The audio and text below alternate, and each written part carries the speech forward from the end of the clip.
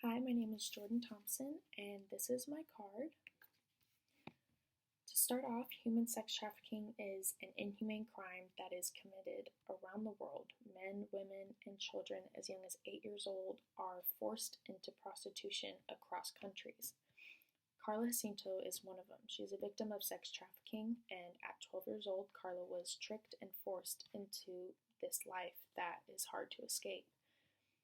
43,200 is the number of how many times Carla was raped and abused by men over the time of 4 years. She was working 14 hours a day, 7 days a week for 4 years straight.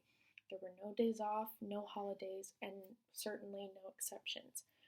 When Carla was 5, she was sexually and physically abused by a family member, and traffickers normally look for this in targets of girls, that way to make them feel vulnerable and attach themselves to the victims, I guess you would say. For example, a man 10 years older than Carla who claimed to be a used car salesman, began empathizing with her about how he was also abused as a child as well.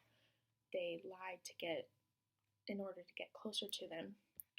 Carla says he was very affectionate and a gentleman. He made her feel like he loved her and she loved him. The older man took her on a trip near Puebla, Mexico, where she lived with him for 3 months. Carla explains how he treated her very well during those 3 months. He bought her gifts, clothes, he loved her, gave her affection, and everything was great. She did later on notice red flags while they were together. He would leave her alone by herself while his cousins brought home new girls every week. She would always ask about it, and then he finally told her that they were pimps. It is reported that 600,000 to 800,000 people are trafficked across borders each year. This is only the number reported. There are many, many other cases that are unreported. As traffickers, or pimps, continue to deceive and capture these honest girls and boys, the numbers of these victims will continue to grow. In order to reduce the number, we must provide more effective solutions. I am here to inform and hopefully inspire you to help with this social issue. I feel no one is making this as serious of a deal as it should be. No one is looking for signs to prevent it from happening. It seems to be part of normality. With that being said, let's talk about how we are going to help these victims. Covenant houses are shelters for young children that offer direct care to protect and impact trafficking survivors. I would use the lot of money that I fortunately have won to help build more of these safe houses and support the system. Covenant houses are also known as safe houses. Not only are they shelters for young children, they offer direct care to protect and impact trafficking survivors. They are all across the United States and South America. When providing direct care, they provide therapy, mental health care, trauma support, care kits, and offer screening tools as well. These houses are great advocates in identifying and protecting victims of sex and human trafficking. Covenant houses used to be shelters for young people facing homelessness until they began doing more research to provide more for victims of trafficking. The covenant houses are beneficial because they act as protection, not a foster care system. The houses get them the help they need.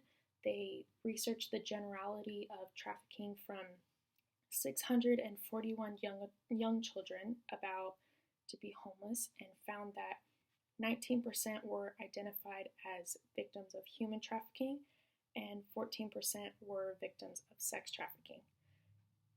And experiencing such vulnerability at that young of an age is difficult to comprehend.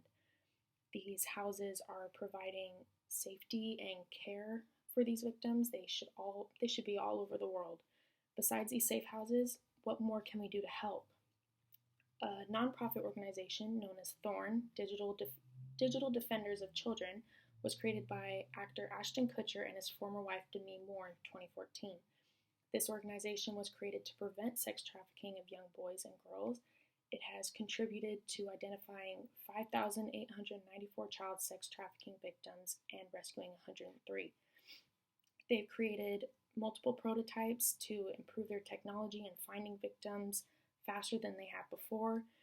They have 3 focused strategies, the first one being accelerating victim identification, the second one being equipping platforms, and the third one is empowering the public. Another way they are using their tool is by using insights and knowledge of victims and survivors.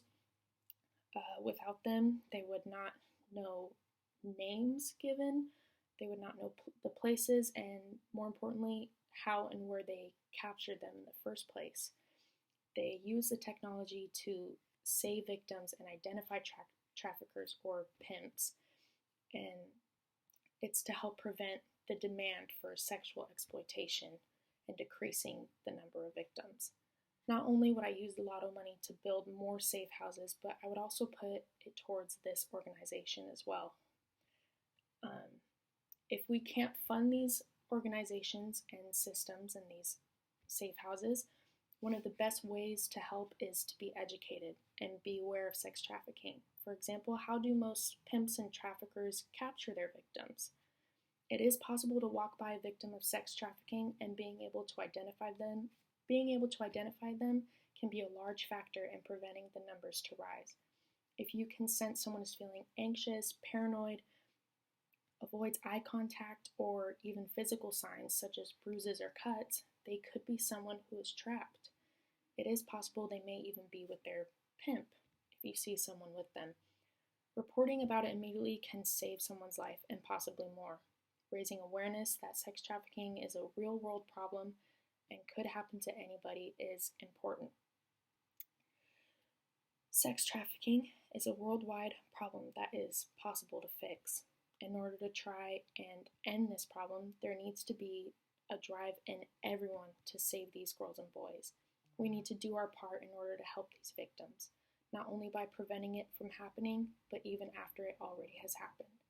Many teenagers suffer from psychological trauma and abuse due to this industry, and we need to fight against it.